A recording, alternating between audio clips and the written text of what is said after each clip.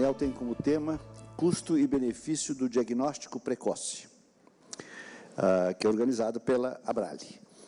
Vão participar deste painel, aqui à minha direita, o professor Antônio Carlos Coelho Campino, ilustre professor da USP, o doutor Antônio Brito Filho, presidente executivo da Associação da Indústria Farmacêutica de Pesquisa, Interfarma, e ex-governador do Rio Grande do Sul, o doutor Carlos Otávio Ock Filho, que é um pesquisador do IPEA, né, do Instituto de Pesquisas Econômicas Aplicadas do Governo, que é uma coisa muito importante, e o doutor Gonzalo Vecina Neto, que ninguém conhece aqui nessa reunião, mas que é, né, professor assistente da Faculdade de Saúde Pública e superintendente, né, do Hotel Sírio-Libanês.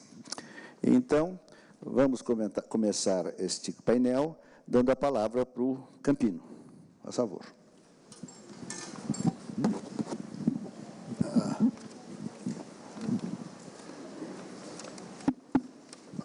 Está funcionando. Bom, o tema que eu desenvolvi foi o custo-benefício do diagnóstico precoce do câncer, e eu começo primeiro slide dizendo que o diagnóstico, que é uma frase usada muito em inglês, que é "An ounce of prevention is worth a pound of care". Aqui, onde aqui? Verdinho para frente, vermelho em volta. Teoricamente, a gente pode ver lá, mas não tem. Isso. An ounce of prevention Is worth a pound of cure. Essa é uma frase muito usada pelo Philip Musgrove num artigo no Health Affairs, né? Apenas para dizer que um pouco de prevenção vale mais do que muito de atenção curativa, né? Lembrando que uma onça tem 28,35 gramas e um pound tem 453 gramas, quer dizer, com o pound se pode, ele é igual a 16 onças, mas apenas coloquei essa afirmação para dizer que ela decorre do fato de, no caso americano, 40% de todas as mortes são devidas a causas comportamentais. Então, os esforços para aumentar o investimento em prevenção em todo o sistema de saúde americano decorrem dessa constatação. E, no caso deles, eles têm concentrado a prevenção em obesidade, fumo, vacinas e diagnóstico precoce do câncer. No Brasil, também há vários programas de diagnóstico precoce de câncer, tanto movidos pela atenção dedicada pelos médicos aos possíveis portadores da doença, mas também pela busca de redução em custos, né? Tanto no SUS como nos planos de seguro. Essa palestra, o que segue, está dividido em 4 grandes áreas. A primeira, eu falo do câncer do pulmão, com dados de um artigo americano, depois o câncer coloretal, câncer de mama e câncer cervical, em relação aos quais há um número grande de estudos feitos no Brasil. Então, começando pelo câncer do pulmão,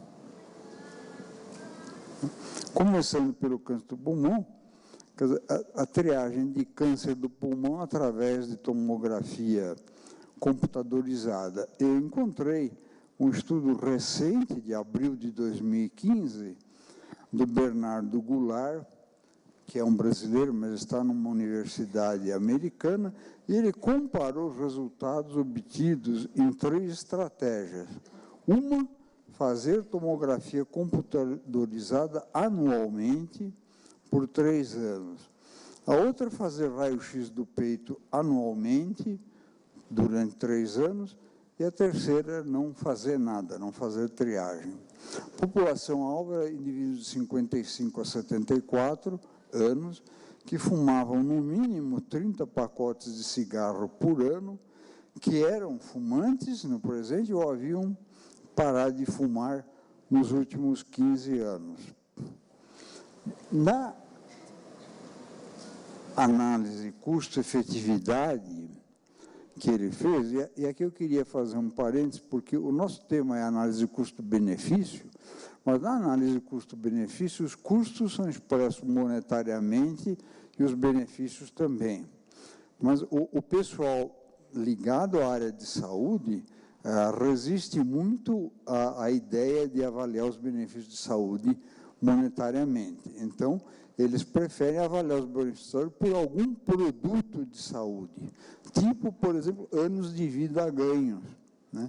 Ou redução da percentagem de pessoas que têm excesso de pressão de uma percentagem para outra. Sempre o benefício expresso em algum ganho em saúde. E procurando na literatura, no caso, o diagnóstico precoce de câncer, eu não encontrei nenhuma análise de custo-benefício, mas muitas análises de custo-utilidade. Então, o Goulart, aqui, na análise de custo-efetividade, comparou a expectativa de vida ajustada por qualidade, que ele chamou de QALY, né? Quality Adjusted Life Expectation, e anos de vida ajustados pela qualidade, o QALY. Né? Os custos estão reportados em dólares 2009. E a primeira coisa que ele viu, que a opção 3, que é não fazer triagem, e a opção 2, a opção 3 tinha um custo maior, mas igual QALY, quer dizer, o benefício dela era igual ao da opção 3, com um custo maior. Então, obviamente, uma coisa que custa mais e tem o mesmo benefício, não há sentido em fazê-la. Então, excluiu a estratégia 2, fazer raio-x do peito, de qualquer análise posterior. E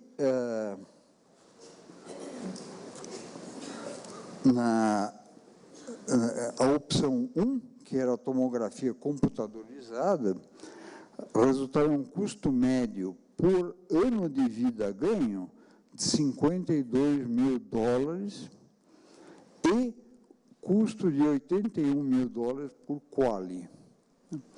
Então, ele chega à conclusão que a tomografia computadorizada para a triagem de câncer do pulmão é custo-efetiva, dado o limite comumente aceitável de $100 mil por QALY.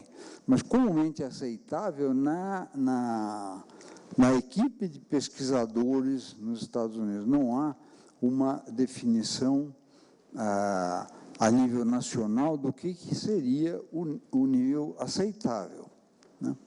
Mas nos Estados Unidos a maioria dos autores considera $100 mil. É diferente, por exemplo, do caso da Inglaterra. A Inglaterra criou um instituto, né, ligado ao Ministério da Saúde, que é o NICE, que é um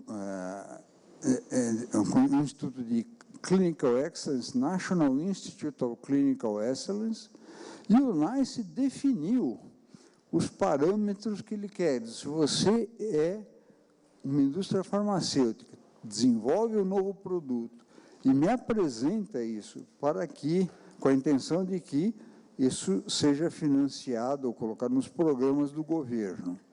Se o seu produto, né, o custo-efetividade dele é menor ou igual a 20 mil libras por QALY, já está aprovado. Se ele é maior do que 30 mil libras, o governo não vai comprar esse remédio. Agora, se for entre 20 mil e 30 mil, aí traz-nos o seu estudo que nós queremos ver, né? Nos Estados Unidos não há essa definição, mesmo alguns órgãos como o Medicare e o Medicaid, que são governamentais, eles não têm uma definição clara, né? E em muitos outros países também não há uma definição clara, como no caso do Brasil, onde nós usamos uma sugestão da OMS. A gente vai ver depois isso. Bom, o próximo slide, que é o 9, ele apresenta os custos incrementais por subgrupo, custo por quali. Nós vimos que o custo por quali, na média, é $81 mil. Aqui eles têm definido o custo por vários subgrupos, né? Subgrupo de sexo, homens e mulheres. Para homens, o custo é muito maior do que para mulheres. Eu não sei qual seria a razão, professor. A idade na entrada, né, as pessoas de 55 a 59 têm um custo bem mais alto, $152 mil, depois ele cai para 48, 54, e na última faixa, que é 70 a 74, ele sobe. Isso é um pouco parecido com o que nós temos visto no caso brasileiro. Seguros e planos de saúde mostram que, a partir dos 60 anos, o custo, em termos do que os hospitais cobram dos planos de saúde, ele sobe exponencialmente, né? E aí, os que, para surpresa minha, os que fumavam no passado, o custo é de $615 mil. Os que fumam no presente, só de $43 mil. E eles apresentam também o... Vão morrer logo? Hã? Será que é porque vão morrer logo? Será que é porque vão morrer logo? Talvez, né? Talvez. E depois o último ele apresenta por quintis do risco de câncer do pulmão, né? Então, primeiro quintil, os que têm pouco risco, né? O último quintil, então, que são os que têm mais risco. Mas, como o professor Bresser falou, provavelmente essas são as pessoas que morrem logo, né? Pelo risco alto, e o custo é menor. Depois, nós temos dados sobre câncer coloretal, de mama e câncer cervical. No caso do câncer coloretal, a triagem do câncer coloretal, do câncer de mama e do câncer cervical tem um ponto favorável: redução da doença e das mortes por uma detecção mais rápida de cânceres e pré-cânceres. Esse aqui é um ponto importante, quer dizer, não é só o custo que é menor quando você faz um diagnóstico precoce, mas também diminui a mortalidade, né? Reduz a mortalidade. Esse é um ponto muito importante. Não são só os economistas que olham do ponto de vista de custo, mas os profissionais de saúde que olham também a questão de redução de mortalidade, e a triagem está associada a uma redução da mortalidade, e é um primeiro passo em prevenir que se desenvolvam muitos cânceres coloretais e cervicais. E pode reduzir os bilhões de dólares gastos no tratamento de câncer. Nos Estados Unidos, em 2007, um dado do National Institute of Cancer, eles gastaram 130 bilhões de dólares em produtividade perdida, porque o indivíduo estava fazendo tratamento, não estava trabalhando. E 89 bilhões de dólares em custos médicos diretos. Então, eu tomei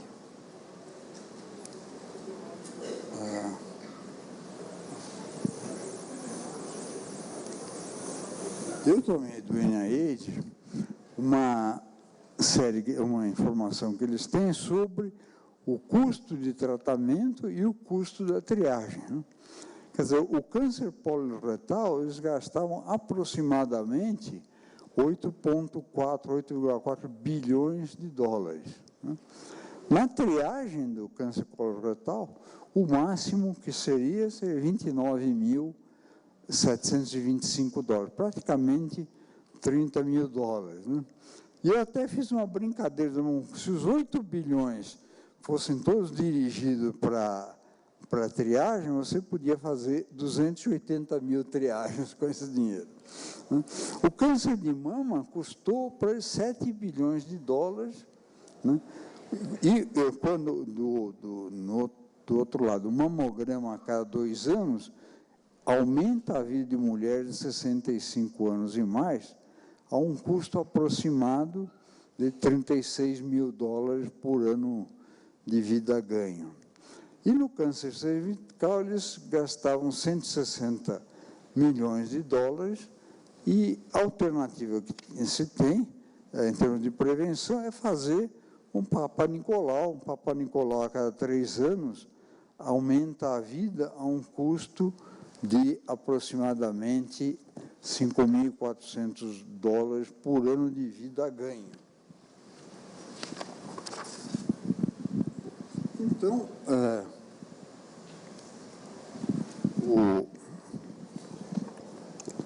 agora peguei aqui um outro trabalho sobre câncer coloretal, tem uma bibliografia no fim da apresentação, para quem depois tiver interesse, né? Esse é um trabalho feito por um médico, Mister, e uma série de colegas dele, com o objetivo de estimar benefícios, complicações e custos durante a vida do paciente de um programa inicial de colonoscopia para diferentes níveis de detecção de adenoma, né? Esse era um modelo de microsimulação com dados de um sistema de atenção à saúde baseado na comunidade e em relação à variação de ADR, Adenoma Detection Rate, a taxa de detecção de adenoma e risco de câncer, eles trabalham com 57.588 pacientes examinados por 136 médicos entre 1998 e 2010. Isso é que a gente fica com inveja das pessoas que trabalham com pesquisa fora do Brasil, que eles conseguem dados em série de tempo, né, por um período de 22 anos, não, um período de 12 anos, né, exames feitos em quase 58 mil pacientes, né?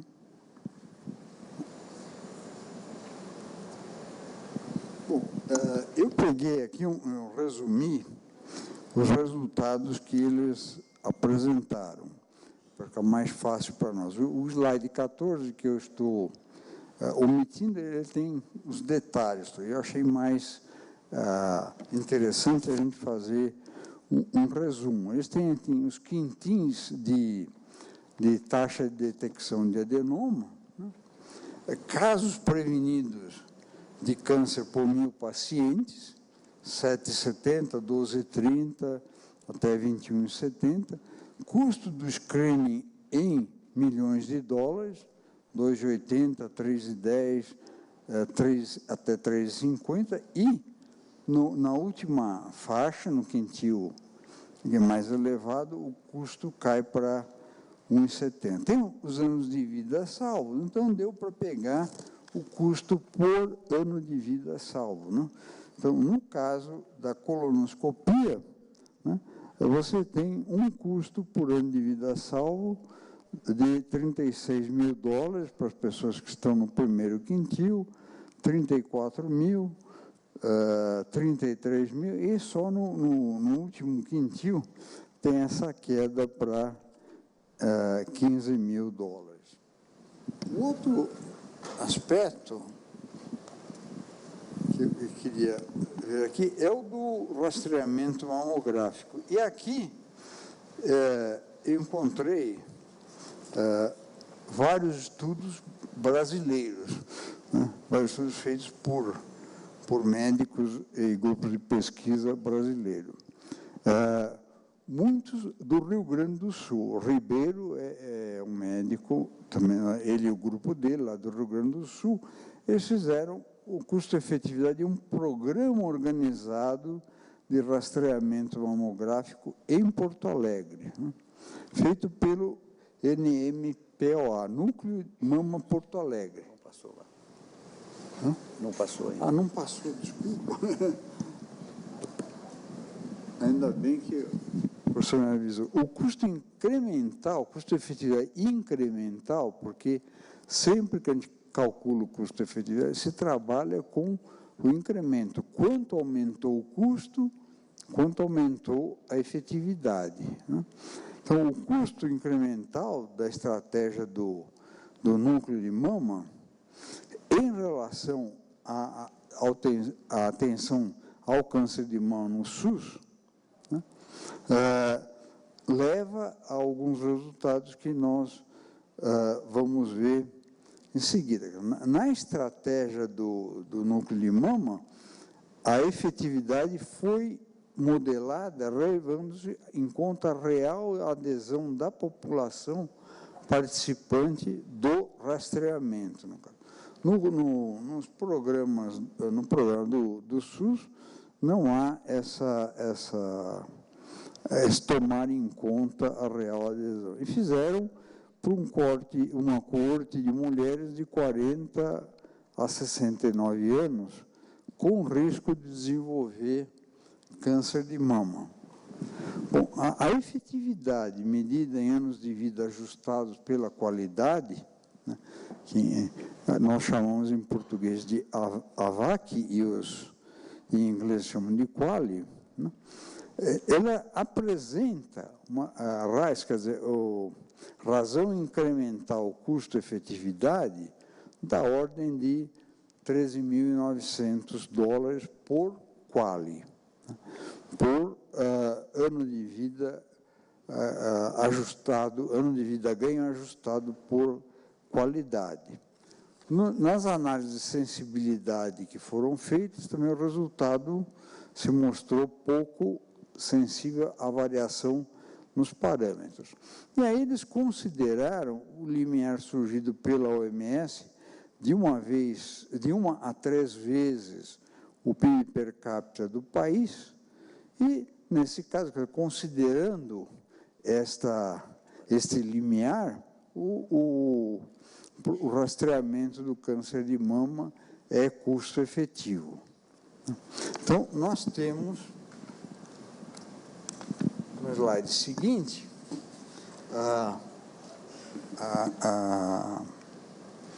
o custo total, né, para o cuidado usual e o cuidado de acordo com a estratégia do Núcleo de Mama de Porto Alegre. O custo total no cuidado usual de $1.008, do Núcleo de Mama, 2.115 reais, desculpa, não é dólares, reais. Efetividade em anos de vida, um aumenta 14,05, o outro 14,11. O QALY, um aumenta em 13,95, o outro em 14,05.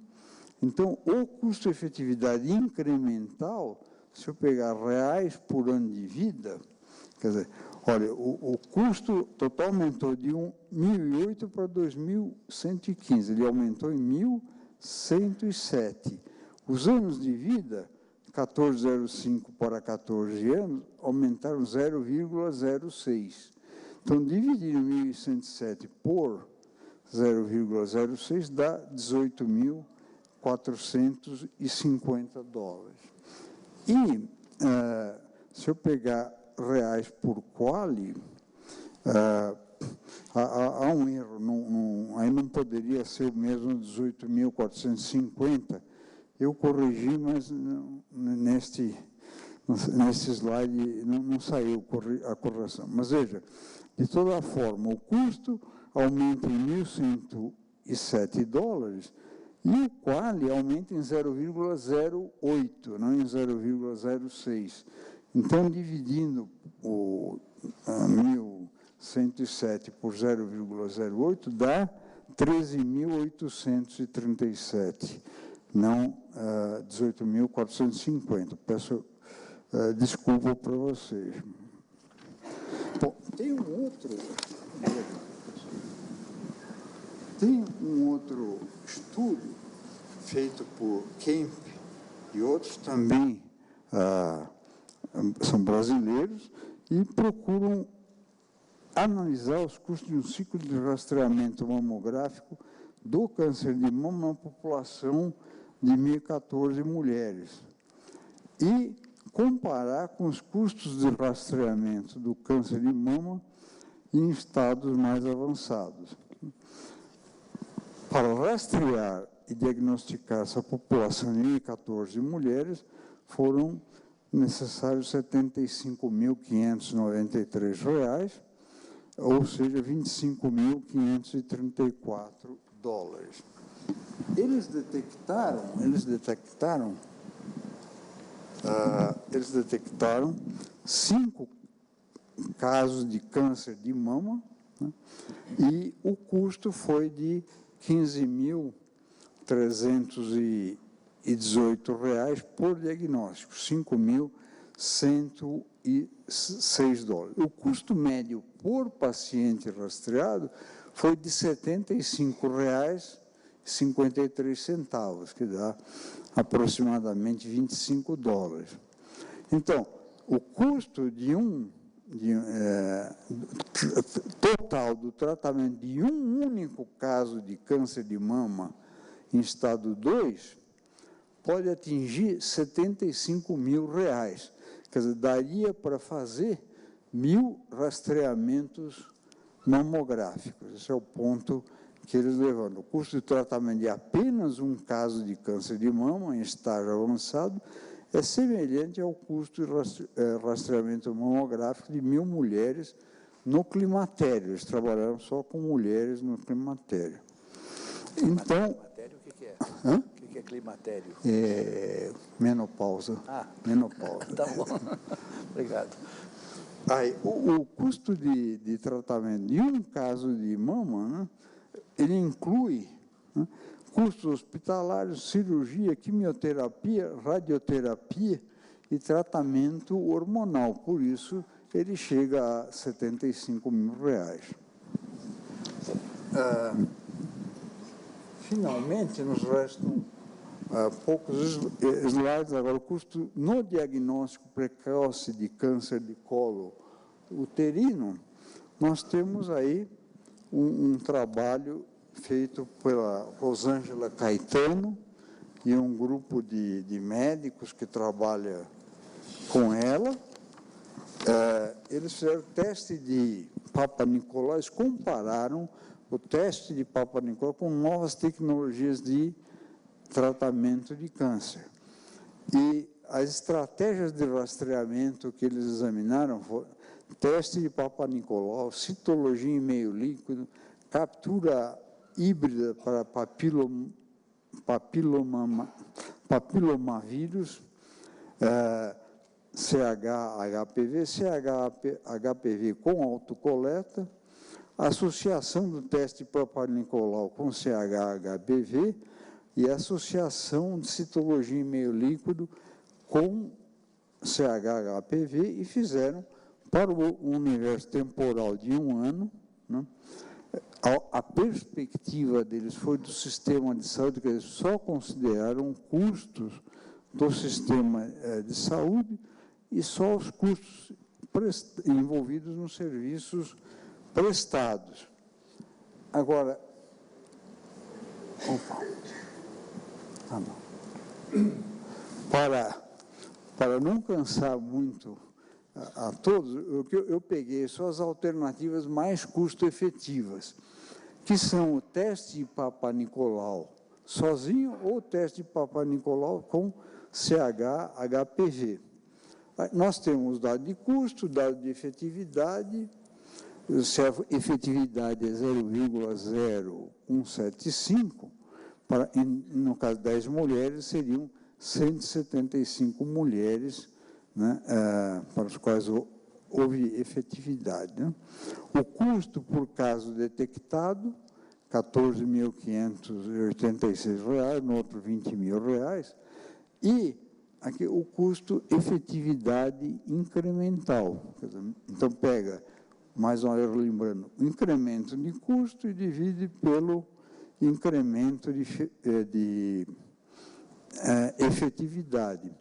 E vocês veem que no teste de Papanicolau, da 14.586, e quando se adiciona CHHP, passaria para quase R$ 77 mil.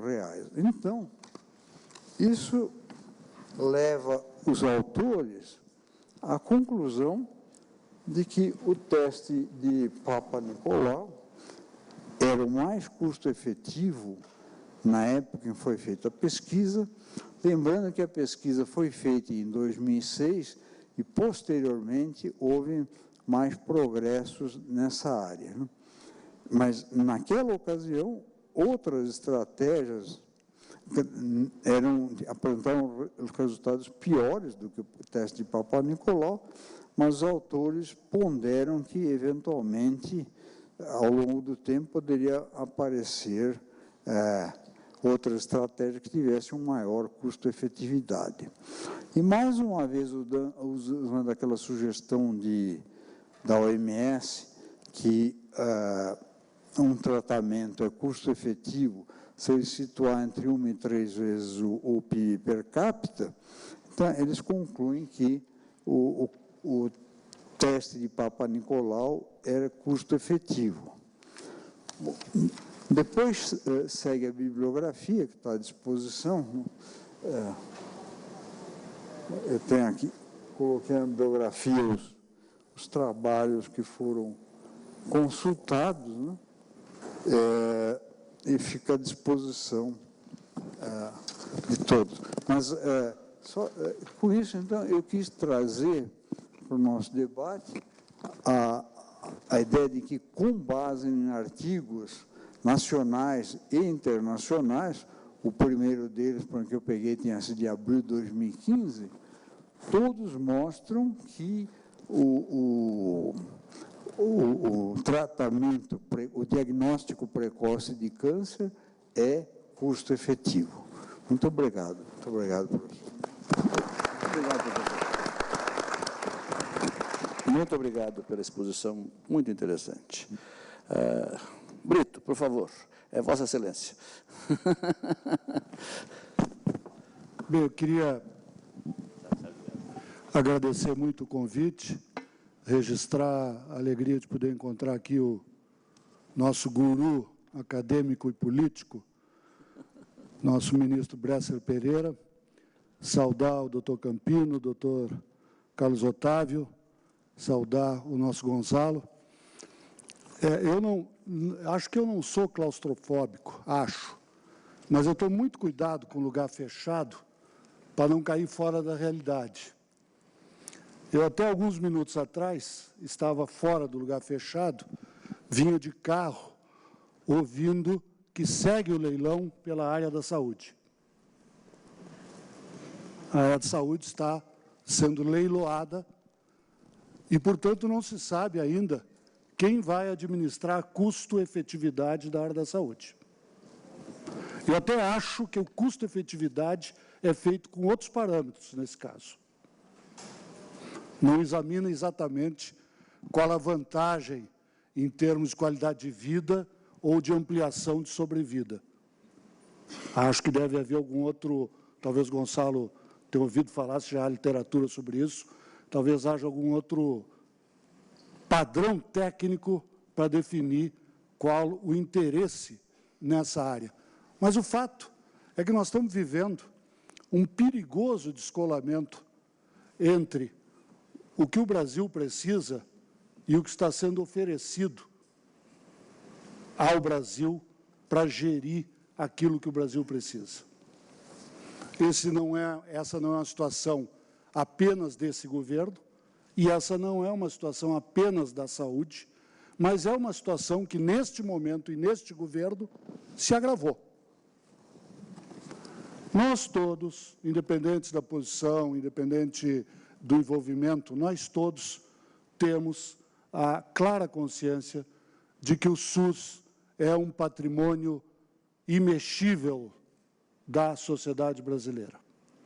Não há como pensar o futuro da saúde sem que este futuro contenha, mantenha, aprimore, e seguem-se outros 300 verbos, o SUS. Mas qualquer pessoa que faça contas sabe que o SUS, como está hoje, não consegue atender à nova realidade epidemiológica, demográfica e etc. do Brasil. Há um perigoso descasamento entre o que o Brasil precisa do SUS e o que o SUS pode. E as saídas que o governo vem oferecendo são saídas falsas. Saída número 1, segura a incorporação de novas tecnologias. A Conitec foi um avanço. A Conitec tem pessoas extremamente sérias e extremamente respeitáveis. Mas elas, apesar de sérias e respeitáveis, não produzem dinheiro. A Conitec não tem como avançar em incorporações se não avançar o espaço orçamentário para as incorporações. No limite orçamentário de hoje, incorporar quase que tem que pressupor desincorporar algo. A menos que alguém diga que vai aumentar o recurso para a incorporação e vai tirar dos hospitais, vai tirar de alguma outra área da saúde. Então, a equação Conitec, ela é uma equação que remete à questão do financiamento. Mas a saída é falsa.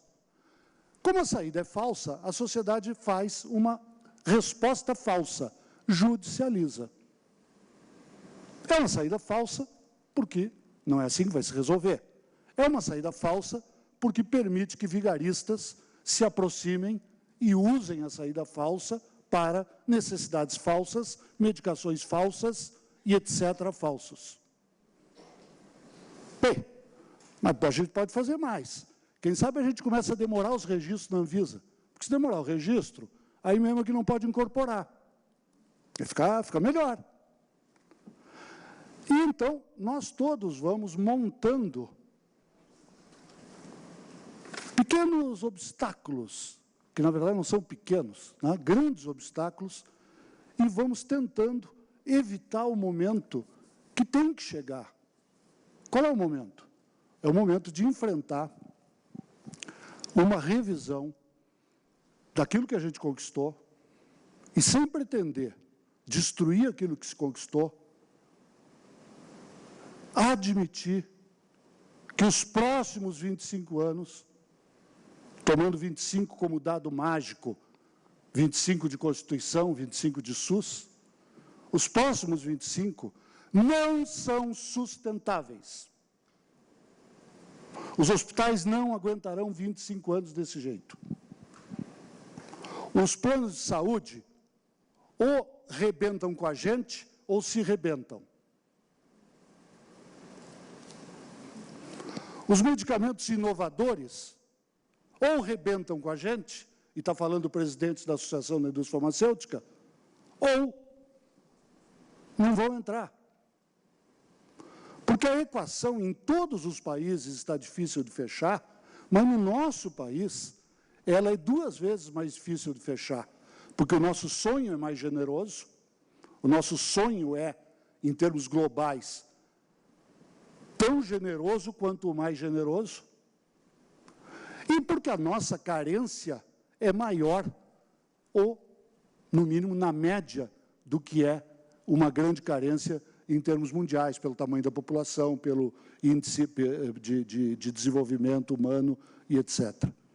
Então, é exatamente nessa hora, é exatamente na hora em que o Ministério da Saúde, ministro Bresser, nos informa há um mês que o dinheiro acaba dia 10 de outubro.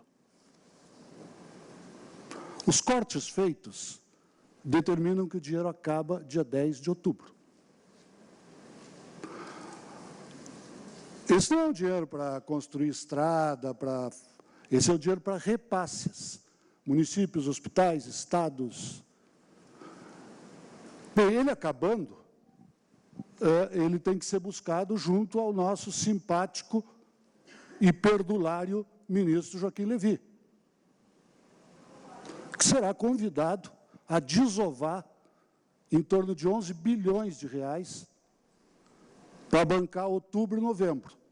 E vai fazer uma pedaladinha fiscal, empurra dezembro para janeiro, senão não é mais 11, tem que ser uns 15 ou 16. O que isso aí tem a ver com câncer? Tudo. Porque vocês estão aqui nesse corredor fazendo uma coisa linda, sabe? Eu desci do carro, estavam fazendo leilão. E entrei no corredor, estava a sociedade se mobilizando para defender a causa de lutar junto contra o câncer. Essa distância é perigosa entre o que está saindo de notícia ali fora, o corredor. E nós aqui dentro temos que discutir um pouco essa distância.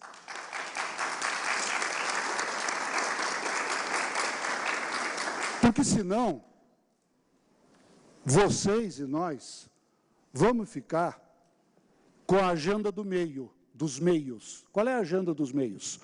Aprova-se a necessidade de revisão dos processos da Conitec. Aprova-se um documento solicitando revisão dos processos de pesquisa clínica. Aprova-se um processo para que haja mudança no capítulo 12 do custo-efetividade. Alteram-se os parâmetros para avaliação do custo.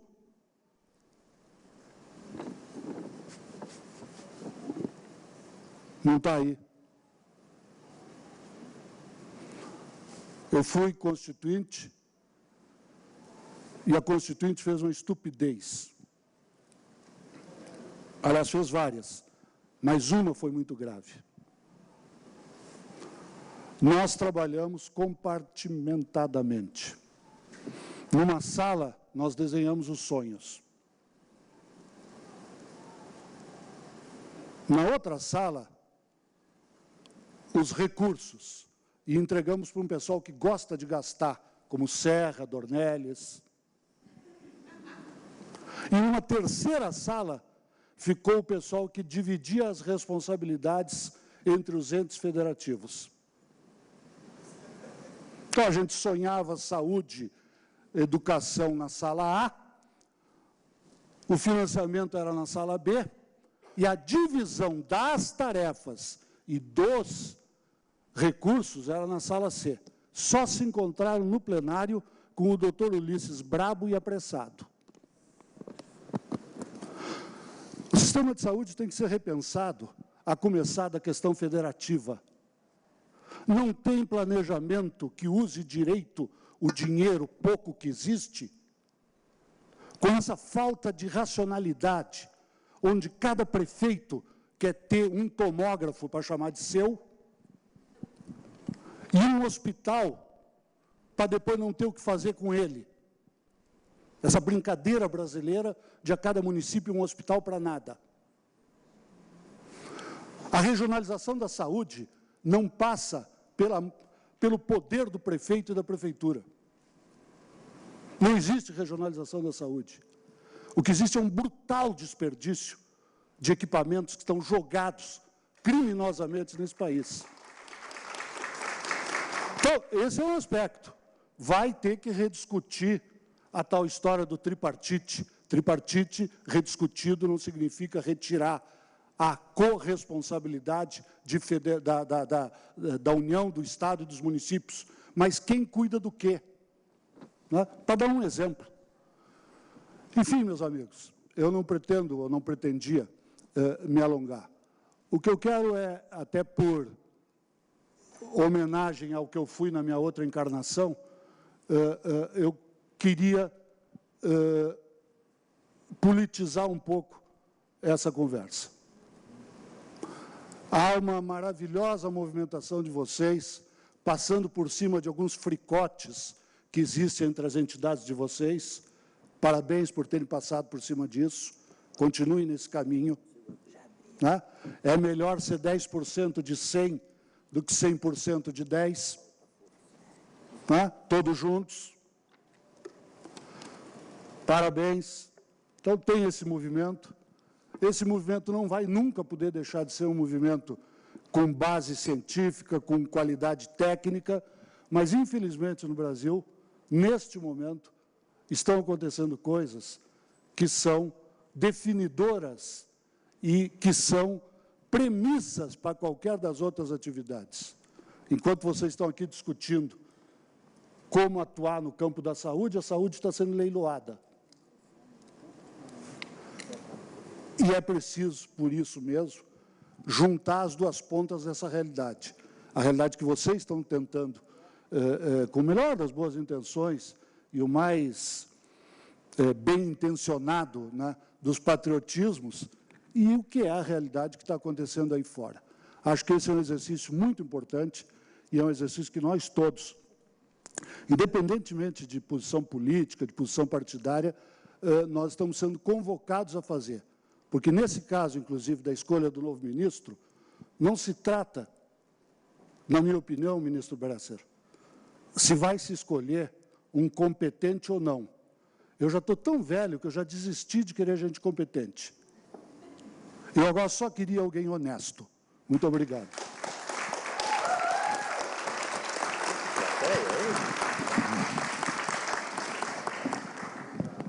Tudo bem. Ok, por favor. Professor, eu vou pedir licença, eu vou usar o púlpito, tá? Por favor. Você precisa disso aqui? Não, acho que vou, acho que vou, campeão. Assim.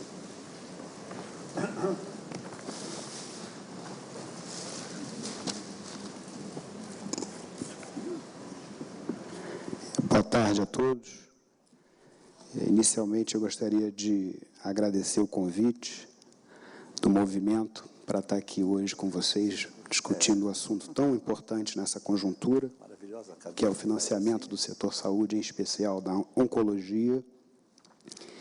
Queria, na pessoa do professor Bresser, fazer uma saudação a todos os colegas da mesa e pedir, por favor, para alguém sinalizar o meu tempo para garantir o debate no plenário. Como eu já imaginava que o professor Campino iria nos dar uma aula de avaliação econômica, é o verdinho, né? Não. É o verdinho. É o verdinho, é. Verdinho de cima. Verde de cima, isso. Me ajuda aqui? Os seus slides à vontade, tá? Tá, mas como é que eu... Você pode... Tá, mas como é que eu passar. mudo os slides? Aqui. Vermelho? Ou então, passa que eles... Pronto. Desculpa aí, gente. Foi? Ia nos dar uma aula de avaliação econômica, que é um núcleo importante dessa disciplina Economia da Saúde, em torno da avaliação econômica e, de certa maneira, tentando avaliar o bem-estar também das famílias e dos indivíduos. Eu quis fazer uma boa provocação perguntando se a disciplina da Economia da Saúde contribui para a melhoria da saúde das populações. Eu acho que o professor Campino, a partir desse instrumental, de alguma maneira, já nos responde. Com certeza, a economia pode ajudar, sim, a ampliação do bem-estar da população, no que se refere ao seu quadro epidemiológico, às suas condições de saúde. Entretanto, uma reflexão que nos parece necessária é que os economistas do setor tendem a crer demasiadamente no papel das políticas de atenção à saúde na construção de uma sociedade saudável. Obrigado.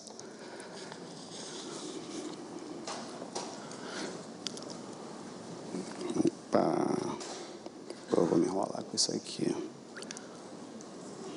Não, você...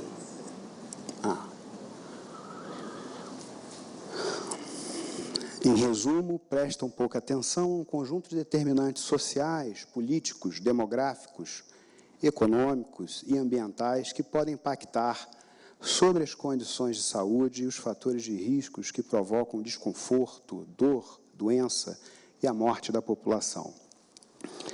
De outra parte, não avaliariam seriamente também algumas implicações de determinadas ações governamentais sobre a eficiência e equidade dos sistemas de saúde, mesmo sobre o quadro epidemiológico.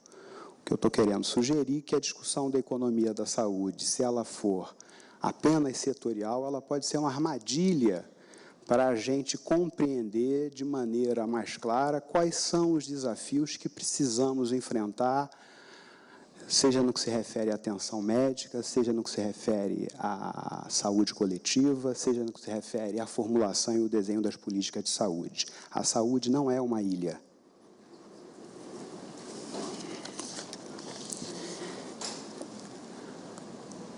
Em particular, as visões mais tradicionais no campo da economia da saúde estariam, portanto, deixando algumas áreas pouco exploradas, tais como, primeiro, a identificação de fatores de maior influência sobre saúde do que a própria política de atenção à saúde.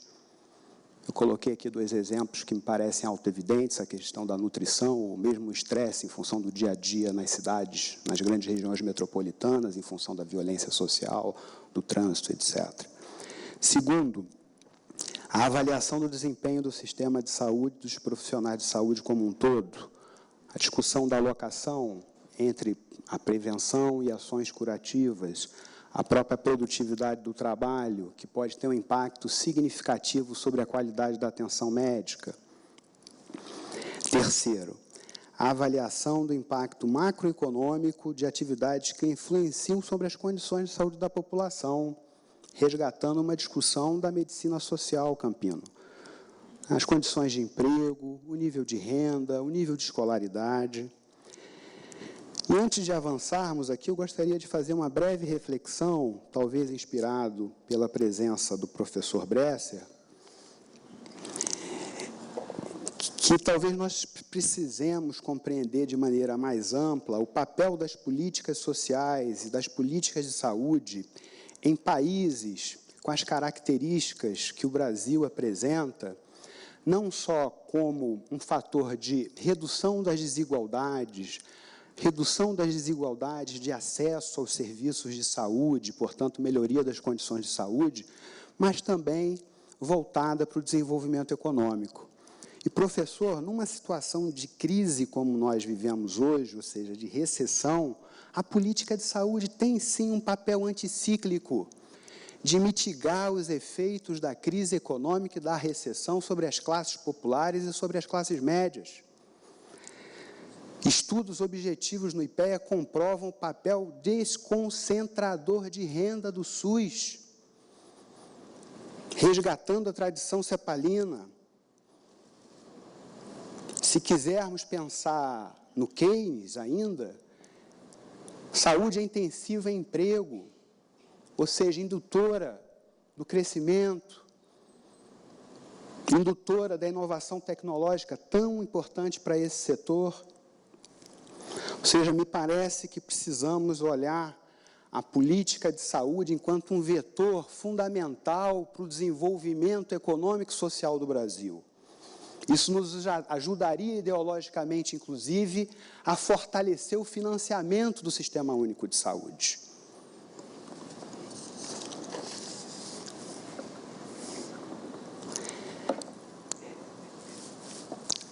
Seguindo a abordagem de Lakatos, uma discussão epistemológica, que deve ser feita de alguns presentes no plenário, uma alternativa seria deslocar o eixo do programa de pesquisa científico da economia da saúde tradicional. Em outras palavras, a saúde, e não mais a atenção à saúde, seria o eixo organizador dessa disciplina e da formulação de política daí derivada, constatação que deveria ser acompanhada pelo crescente reconhecimento dos Estados de que a resolução dos problemas socioeconômicos, políticos e ambientais, de certa maneira, acompanhando a reflexão do ministro Brito, pode ser medida igualmente efetiva na redução das iniquidades em saúde e na melhoria das condições de vida das populações. Por exemplo, vocês duvidam que a pobreza, a desigualdade, a violência social nas grandes regiões metropolitanas não afetam o dia a dia do Sistema Único de Saúde? Não pressionam a eficiência, por assim dizer, do sistema?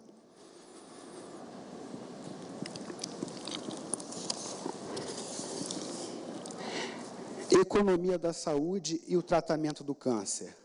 Primeiro, a partir desses slides até aqui apresentados, é uma tarefa da sociedade, no século XXI, repensar os modos de se produzir e reprodução da vida. Por exemplo, reduzindo o grau de exposição a fatores de riscos relacionados ao câncer. Segundo, a linha de cuidado do câncer, que exige um plano nacional de controle de câncer extremamente sofisticado, né, que vai desde o manejo dos fatores de risco até a detecção precoce, ao monitoramento e tratamento, ao final da vida, a sobrevida, a questão da mortalidade. Não é uma equação simples, se não bastassem os custos envolvidos. Terceiro, o foco na prevenção, em função de toda a discussão que o professor Campino já nos apresentou, a associação entre tabagismo e câncer de pulmão, ou a associação entre os agrotóxicos, os alimentos superprocessados e o câncer. Ou seja, a política de saúde tem autonomia para discutir com o Ministério da Agricultura os insumos nesse modelo, por exemplo, de exportação de commodities. Não é uma questão simples. Extrapolar o papel da política de saúde para a seguridade social da população brasileira. As questões relacionadas ao progresso técnico e à inovação, que são caras por natureza, mas que envolve também uma outra discussão que oportunamente faremos, né? Eu tenho certeza que esse diálogo com o movimento será o primeiro de muitos, que é uma característica econômica central no setor saúde, que são os custos e os preços crescentes, em função da baixa produtividade do trabalho, ou pelo menos uma produtividade do trabalho abaixo das demais atividades econômicas. Se isso é verdade, isso pressiona os custos e pressiona os preços. Para eles funcionarem de maneira capitalista, significaria que seus preços seriam inacessíveis, o Estado tem que subsidiar, uma vez que a saúde é política e socialmente relevante, seja para o exercício da legitimidade dos Estados, seja para a saúde da força de trabalho. Fica mais essa reflexão numa perspectiva mesmo de colocar grilo na cabeça de vocês, porque não é um setor fácil para se pensar economicamente. Radiografia do câncer no mundo, acelerando um pouco a nossa apresentação. São dados oficiais de um conjunto de documentos. 8 milhões de mortes foram estimadas em 2014, custos avaliados de montante de 2 trilhões ano, equivalente a 1,5% do PIB mundial, dados para 2014, uma estimativa extremamente pessimista, inclusive, salvo engano, ratificada no documento que vocês apresentaram agora em agosto. Cada uma pessoa em 3 tem ou terá câncer, particularmente em países em desenvolvimento, Brasil. Custo médio de antineoplásicos, $100 mil das drogas aprovadas pela Food and Drug Administration entre 2009 e 2013. Eu não sei exatamente como é que a gente poderia pensar no caso brasileiro, eu não achei dados.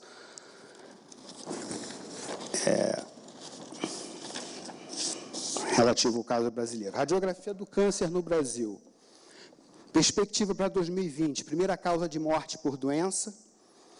Segundo o INCA, 576 mil novos casos em 2014,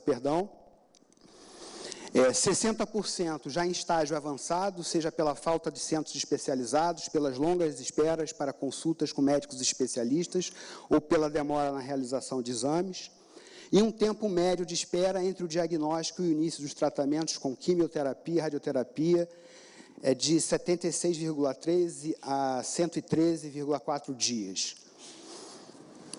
São dados de um documento que eu li do diretor do INCA. Radiografia do câncer no Brasil, continuando, dados da PNS, Pesquisa Nacional de Saúde, uma pesquisa social empírica produzida pelo IBGE, como é de conhecimento dos senhores. 21% das mulheres de 25 a 64 anos não realizaram qualquer exame preventivo nos últimos 3 anos, que seria extremamente grave se tratando da atenção médica oncológica. Gastos do SUS com oncologia, em termos nominais, subiu de 545 milhões em 2000 para 2,5 bi em 2014. Em termos nominais, dá um crescimento mais ou menos de 3,5%. Não deu para deflacionar esses valores, mas é um crescimento de 1,5% a 2% em termos reais. Eu sei que isso é insuficiente, mas, em tese, friamente olhando para esses dados, há uma política de valorização ou alguma valorização no tratamento do câncer. Saindo um pouco do SUS, olhando o setor privado, esse dado está um pouco defasado, né, sobretudo se olharmos para os planos odontológicos, mas vamos para facilitar, 50 milhões de pessoas hoje cobertas pelos planos de saúde, aproximadamente 25% da população, pela PNS dá 26% e alguma coisa, cresceu um pouquinho. Dados do Datafolha e pelo que nós sabemos de outras pesquisas, né, a clientela da medicina privada utiliza os serviços de alta tecnologia no SUS, inclusive oncologia. E peguei um dado do setor privado estrito sensu, nos Estados Unidos, mais uma vez, né, que os gastos com remédios poderiam facilmente exceder a renda familiar média de um paciente com seguro. E aqui eu quero chamar a atenção dos gastos catastróficos envolvidos no tratamento do câncer, independente de estar segurado no plano de saúde ou não, para reforçar o papel do Estado no controle do câncer, para garantir o bem-estar das famílias, independente, inclusive, das classes sociais. Que dá em torno de 120 mil e está batendo com aquele dado anterior que eu apresentei de 100 mil dólares da FDA. O Pronon, não sei se é de conhecimento de todos, mas o governo brasileiro, há muitos anos, ele tem um gasto indireto cada vez mais significativo em relação aos gastos do Ministério da Saúde, seja no que se refere a quem declara o IRPF, seja o Imposto de Renda sobre Pessoa Física, seja para quem declara o Imposto de Renda sobre Pessoa Jurídica, aí, inclusive, é que está a dedução fiscal dos planos de saúde, e também tem subsídio para a indústria farmacêutica e para os hospitais filantrópicos. Tecnicamente, chamamos de gastos tributários em saúde ou gastos indiretos. Então, recentemente, o governo estabeleceu um incentivo específico, um programa específico para a oncologia chamado PRONON, Programa Nacional de Apoio à Atenção Oncológica. Ou seja, as pessoas físicas, a partir de 2012, e as pessoas jurídicas, a partir de 2013, podem deduzir do imposto de renda devido às doações e os patrocínios em favor de projetos de atenção oncológica e de atenção aos deficientes, enfim, até o limite de 1% do seu imposto devido. Esses projetos devem ser previamente aprovados pelo Ministério da Saúde e devem ser desenvolvidos por pessoas jurídicas de direito privado, sem fins lucrativos, quer sejam certificadas como entidades beneficentes de assistência social, quer sejam qualificadas enquanto organizações sociais. A fonte de informação utilizada para estimar o cálculo da renúncia decorrente das doações ao PRONON, que é a nossa preocupação lá no IPEA, estamos fazendo já há algum tempo estudos com a Receita Federal para mensurar esse gasto tributário, para avaliar a sua equidade, para avaliar a sua eficiência. É a declaração do imposto de renda sobre pessoa física. Nessa declaração existe uma ficha onde os contribuintes informam as doações efetuadas. Existem códigos específicos para classificar cada tipo de doação. O contribuinte escolhe o código, informa o nome, o CNPJ e está declarada a doação. O programa faz a soma das doações e transporte total para a ficha do cálculo de imposto. Nessa passagem ocorre uma crítica da Receita e importante aqui é dizer que o valor da renúncia decorrente das doações do PRONON está limitado a 1% do imposto de renda declarado e como esse programa começou inicialmente, os seus valores são muito residuais, mas a gente tem esses dados, digamos assim. Partindo já para as considerações finais, a cura do câncer, o tratamento do câncer de maneira geral e sua causa desconhecida, muitas vezes ligada às questões emocionais, coloca para os economistas da saúde, digamos assim, um tremendo desafio de dar suporte, né, aos intelectuais, às instituições, aos movimentos que estão, aos estados que estão, digamos assim, trabalhando nesse sentido. Por isso mesmo, a área de oncologia tem despertado grandes preocupações devido ao crescente impacto econômico, sobretudo em função do diagnóstico tardio, que onera o SUS com as despesas que poderiam ser evitadas com a prevenção ou diagnóstico precoce. O diagnóstico tardio e o atendimento falho, falta de leitos, de medicamentos, descredenciamento de clínicas por convênios, segundo as entidades, causa um aumento da mortalidade do câncer no Brasil, isso que é mais grave e preocupante, sobretudo nesse cenário onde a gente observa que em 2014, por declaração do próprio Ministério da Saúde, né, eu estava com uma estimativa menor do que o Brito, seria um déficit hoje de 5,8 bi para fechar o que o Ministério está rodando em 2015 e de 16,8 bi para fechar o que o Ministério da Saúde está rodando, ou seja, independente dos restos a pagar, independente dos novos investimentos, independente de eventuais contingenciamentos. Então, quer dizer, hoje a gente já observa isso. Com esse corte, onde é que vamos parar? E, por outro lado, a EC 86, a Emenda Constitucional 86, que mudou o modelo de financiamento do SUS no início desse ano, representa um retrocesso em relação à Emenda Constitucional 29 e ao projeto do Saúde Mais 10. De modo que a questão do financiamento do SUS está na ordem do dia, na conjuntura para os movimentos que defendem o SUS e defendem a melhoria da qualidade da atenção médica no Brasil.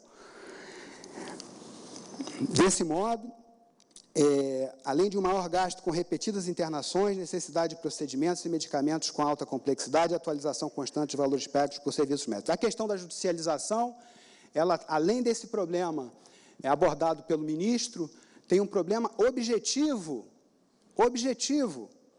assim como também a questão da desvalorização cambial, professor Bresser, coloca um problema objetivo, já que o Ministério da Saúde está em déficit na balança de pagamentos por conta da importação de medicamentos e vacinações com relação aos remédios excepcionais. Ou seja, tem aumentado muito o orçamento dos remédios excepcionais em detrimento da assistência farmacêutica, né? Ou seja, tem um contencioso jurídico, constitucional e financeiro, e que a sociedade precisa discutir de maneira aberta, já que ela está, de certa maneira, exercendo um direito da sua integralidade, de garantir a integralidade a ter o acesso aos medicamentos, mas, sem dúvida nenhuma, isso está abrindo, digamos assim, está onerando de forma acelerada o orçamento do Ministério da Saúde. Seriam essas as considerações iniciais. Mais uma vez, muito obrigado pelo convite. Um abraço. Muito obrigado, Oc. Muito bom. Doutor Vecina, é sua palavra.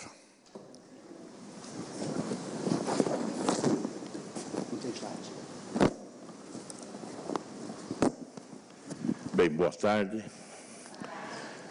Queria também cumprimentar a tão ilustre mesa, o professor Campino, o professor Bresser, com quem tive a oportunidade de conviver na USP, aqui na Faculdade da Fundação Getúlio Vargas, o Carlos Otávio, do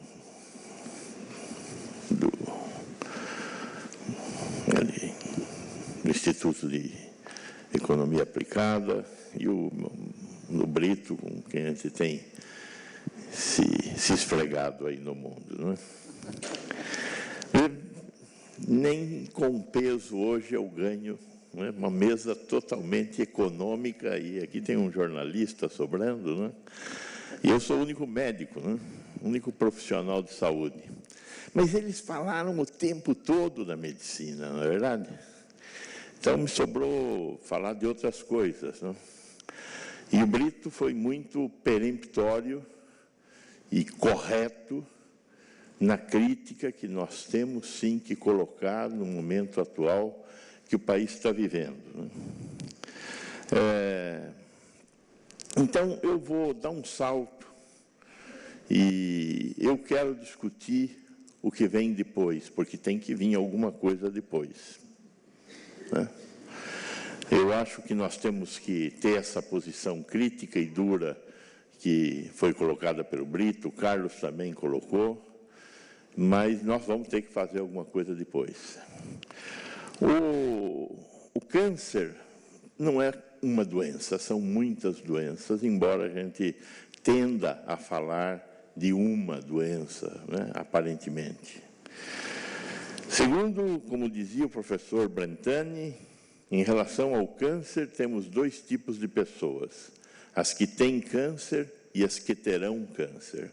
Todos, se vivermos o suficiente, teremos câncer. E aí vem a ideia de discutir, principalmente do ponto de vista do setor privado, como é que fica o processo, né? E aí voltamos à fala do Carlos, não de atenção à saúde, mas de saúde, né, na área do câncer. Nós, na área da saúde pública, gostamos de falar em prevenção primária, prevenção secundária e prevenção terciária. A prevenção primária é a área da promoção e da proteção, antes da doença. O que nós estamos fazendo, particularmente no setor privado, antes da doença? No Brasil, não fazemos nada. O SUS ainda tem alguma atividade de prevenção primária. Então, essa área do Papa Nicolau, essa é a área que, apesar dos problemas, nós hoje temos uma certa capacidade em relação à mamografia, mas em relação ao Papa Nicolau, hoje a rede do SUS oferece Papa Nicolau para toda a população, com certeza. Mas nós temos um problema de percepção por parte das mulheres de fazer o Papa Nicolau com a frequência proposta, que é a frequência anual. Então, existe a disponibilização do exame, não existe a realização do exame. É um evento raro na saúde pública, mas isso acontece. Isso também acontece, por exemplo, em uma área que não tem nada a ver com o câncer, que é a área do pré-natal. Nós hoje temos uma sobreoferta de consultas de pré-natal em relação ao número de nascimentos esperados. Então, na área da promoção, alguma coisa que pode ser feita, o SUS consegue fazer um pouquinho, mas na área da saúde privada praticamente não se faz nada, né? Toda a área da vacinação, e agora com a recente incorporação pelo SUS da vacina do HPV, traz uma promessa a mais em relação a um câncer que está em declínio na maioria dos países desenvolvidos e praticamente desaparecendo, que é o câncer de colo uterino, embora no Brasil ainda mate muitas mulheres, né? O câncer de colo uterino, que é prevenível, que é diagnosticável precocemente através do Papa Nicolau e prevenível através da vacina do HPV. Vocês assistiram à discussão kafkiana que vem sendo a aplicação da vacina do HPV na população. Um pouco de ignorância por parte do próprio Ministério em levar o processo de vacinação, que as meninas, e aí deveriam ter sido incluídos também os meninos, porque a HPV pode dar câncer peniano, embora a frequência seja muito menor, mas, enfim, nas meninas, as reações esperadas, porque existe um nível de reações esperadas, principalmente quando você dá um banho de um medicamento como esse na população, e a forma como se trataram estes episódios, né? Mas, enfim, existe um espaço para promoção e para proteção de saúde que nós não estamos utilizando. Seja insistindo na melhoria das condições de vida, evitando o estresse. E eu acho que o exemplo do tabagismo na sociedade brasileira é um exemplo de que, sim, é possível mudar hábitos de vida. Nós conseguimos, com um conjunto bastante bom de instrumentos, e particularmente com a participação da sociedade. Eu tenho certeza que não foram só as ações do Estado que fizeram com que nós reduzíssemos o número de fumantes. Mas hoje um sujeito que acende um cigarro fora do lugar, ele é olhado como se ele fosse um animal. E ele merece ser olhado como se fosse um animal. Porque ele está interferindo no direito das pessoas terem sua condição de saúde respeitada. E com isso nós conseguimos reduzir substancialmente o número de fumantes. Mas nós não tivemos coragem de fazer isso com outros problemas tão importantes quanto, como a questão do álcool, que é também um elemento importante no que diz respeito à questão da oncologia, né? Na garganta, no esôfago, né? Então, temos um caminho grande a andar na área da promoção e da proteção. Há algumas discussões surgindo agora em função das novas tecnologias, particularmente o aparecimento de marcadores genéticos, na área da profilaxia, né? Mas, de novo, primeiro nós estamos incorporando essa tecnologia, e ainda existe muita dúvida em relação a ela, né? E principalmente em relação a essa questão que o professor Campino colocou, do custo-efetividade, do custo-utilidade, dos anos de vida ganhos, ou a análise que queiramos fazer com relação a essas novas tecnologias voltadas para identificar um risco futuro, utilizando o conhecimento que ainda é escasso, mas existe, sobre a utilização de exames que fazem análise do nosso genoma. Hoje já existe aí seguramente uns 200 tipos diferentes de testes para diferentes tipos de cânceres que indicam com uma maior ou menor probabilidade de se ter um determinado tipo de câncer ou utilizar determinados medicamentos no tratamento de um determinado tipo de câncer. Há 5 anos atrás, praticamente não tínhamos nada. Então, é uma evolução muito grande e tende a ser cada vez mais rápido, porque aumenta exponencialmente a nossa capacidade de processamento eletrônico de dados, e mexer com o genoma é mexer com capacidade de analisar dados, né? O diagnóstico precoce depende, portanto, da utilização de tecnologia e tem as limitações econômicas que já foram bastante mencionadas aqui. Em relação ao tratamento, as limitações são semelhantes, né? Vejam o caso do Avastin, que só entrou no SUS depois que a presidenta usou, né? Ele não era uma droga do SUS, né? Então, e essa discussão que o Brito colocou sobre a função da Conitec, eu acho que nós temos que revisitar essa discussão. E hoje, uma dessas discussões que está sendo colocada é que a Conitec seja a porta de entrada de medicamentos também para o setor privado.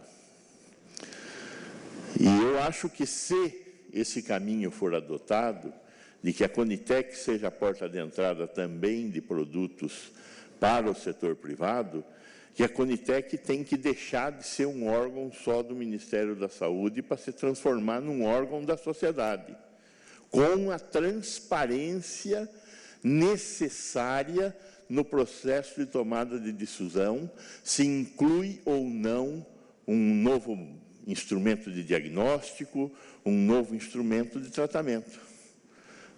Não dá para usar o que tem sido usado até agora, que é essa régua cega da Conitec, que é usada no SUS, e é inaceitável isso. A sociedade está se afastando dessa discussão. A sociedade sempre levou muito mal essa discussão sobre a questão terapêutica.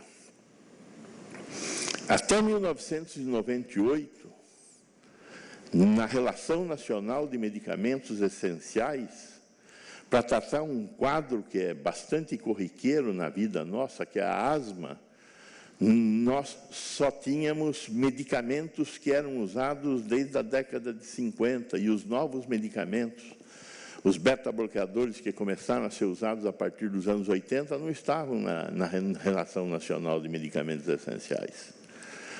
Só a partir de 98 que a RENAME foi mais ou menos atualizada. E nessa área do tratamento do câncer, existem muitos espaços ocos, muitos vácuos. Isso significa que nós somos mal avaliadores de tecnologia? Não somos. Não somos. E o exemplo de que não somos está na AIDS. Todo medicamento novo que surgiu para tratamento de AIDS foi incorporado no tempo certo no processo de atenção dos pacientes portadores do vírus da AIDS. E por que isso aconteceu? Porque a sociedade participou disso. Não fosse a sociedade ter participado disso, e nós estaríamos como os países africanos, sem tratar os pacientes portadores de AIDS. E, no entanto, hoje, nós somos exemplo de tratamento de pacientes portadores de AIDS para o mundo inteiro. Qual foi a diferença? Foi o Estado ou foi a sociedade? Foi a sociedade. Não há dúvida disso. Foi a sociedade. Então, com relação aos tratamentos e ao diagnóstico do câncer, a sociedade também tem que se manifestar. Com relação à Conitec, a sociedade tem que se manifestar. E aí eu acho que não tem cabimento que tenhamos dois órgãos, ou um órgão e um não órgão para a iniciativa privada, o que a Anvisa liberar a iniciativa privada paga para os pacientes que pagam um plano de saúde, e um outro, via Conitec, para o SUS. Não dá para aceitar ter um sistema pobre para pobres e um sistema rico para ricos. Não dá. Nós temos que garantir que os pacientes do SUS e os pacientes da iniciativa privada, das operadoras, recebam o mesmo aporte tecnológico. Mas não dá para aceitar que se impeça que medicamentos que são eficazes, que têm, e aí é fundamental verificar isso, que tenham evidência científica de cura, que não sejam bruxarias, que não sejam drogas que aumentam em 15 dias a vida com um determinado câncer, que seja a terceira opção off-label do uso de um medicamento. Isso não dá para aceitar.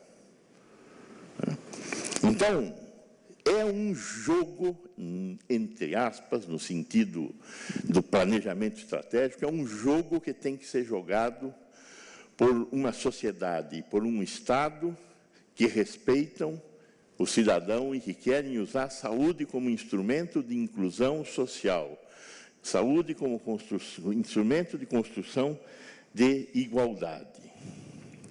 E aí nós temos que pensar, realmente, em criar esse modelo. O Brasil está próximo de ter um bom modelo de assistência à saúde. E, com isso, ter uma saúde melhor. O SUS é um excepcional caminho, mas nós temos que olhar por esse SUS. A assistência médica supletiva, eu acho que é um belo de um caminho, só que ele tem que se encontrar com o SUS também. Não dá para ser modelos superpostos num país que tem as condições socioeconômicas do nosso. Nós estamos jogando muito dinheiro fora, fazendo essa superposição de dois sistemas. Agora, não dá para aceitar que a não superposição crie mais injustiça social. Como é que faz para não ter a superposição e não criar mais injustiça social? É um desafio colocado para a sociedade brasileira. Então, na assistência médica privada, nós vamos ter que sair do hospital e passar a ter um modelo de intervir no processo de saúde e doença dos pacientes que têm, dos clientes que têm plano de saúde, na prevenção primária, na prevenção secundária e na prevenção terciária. Isso significa sair do hospital.